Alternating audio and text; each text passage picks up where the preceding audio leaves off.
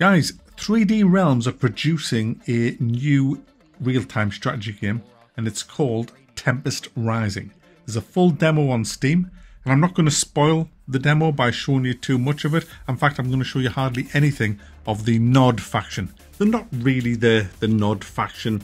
They're kind of more like the Soviet faction, to be honest, in a different Command & Conquer. But it's all kind of samey, because instead of the GDI, you have the GDF, Global Defense Force, instead of Global Defense Initiative. And instead of Nod, you have the Tempest Dynasty. It's Nod.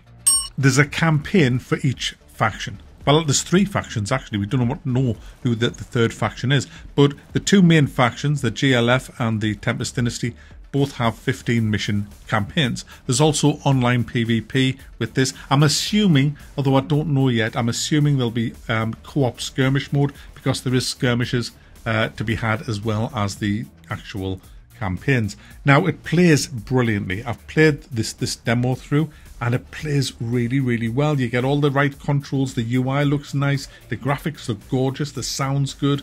The music's a little bit...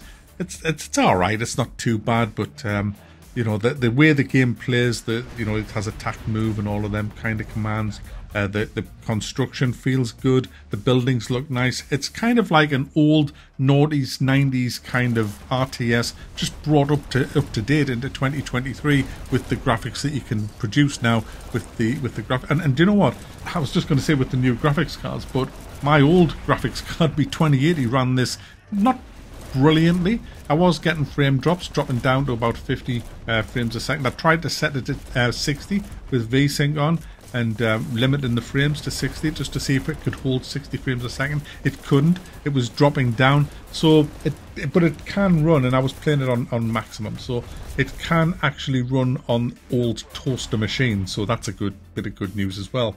Now, it plays very much like the Command & Conquer Generals, Tiberium Wars and things like that. Instead of Tiberium, I mean, you may as well have Tiberium. It just looks like red Tiberium kind of growing on the map, and you put your refinery down, your harvester comes out and starts harvesting and Bob's your auntie. Well, probably these days.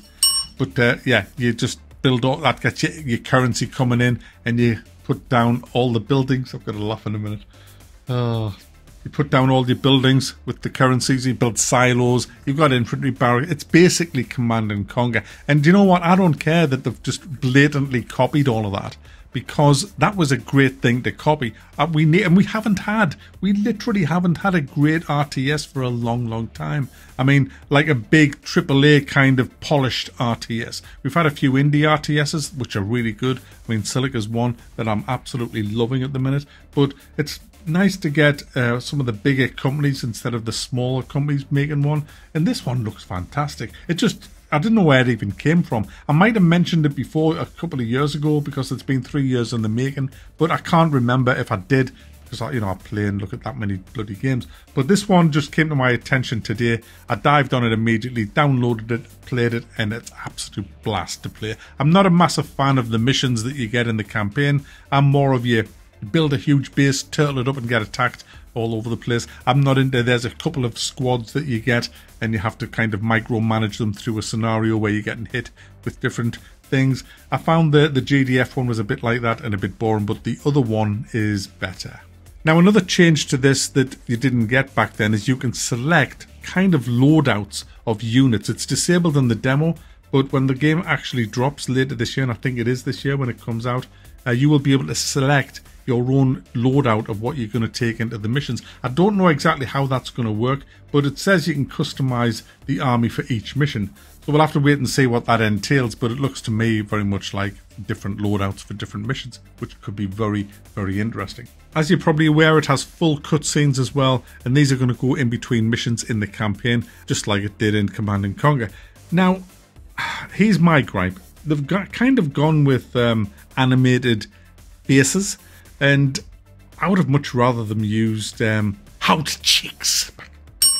They should have gone with hotness, guys. They should have gone with, real people. They should have gone with real people instead of. It would have just been better in this. In any other game, I would say no, but in this kind of game, because it worked so well with Red Alert, Command & Conquer, and all that. I do not understand. The Premier has gone mad. My loyalties lie with you, Commander. For the good of the Soviet people, you must defeat him. So there you go, guys. Classic RTS base building, 3 factions, 2 playable campaigns, PvP, skirmish mode, unique rosters of units. It looks great.